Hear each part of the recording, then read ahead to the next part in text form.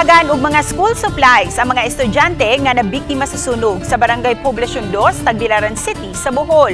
Mukabat sa 75 ka mga estudyante gikan sa Kinder 1 hangtod grade 12 ang nakatagan og mga gamit pang-eskwela aron ilang magamit sa pagbalik sa klase.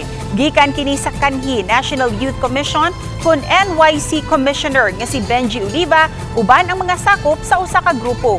Nasayran nga naabo ang mga gamit sa maong mga estudyante sa sunog niadtong Disyembre 23. Diin tulo ang namatay ug 75 ka mga pamilya ang nawad-an og kapuy-an. Ang mga nasunugan sa evacuation center na nagsaulog sa ilang Pasko ug sa bag-ong tuig. Maong dako ang ilang pasalamat sa ilang nadawat nga mga hinabang.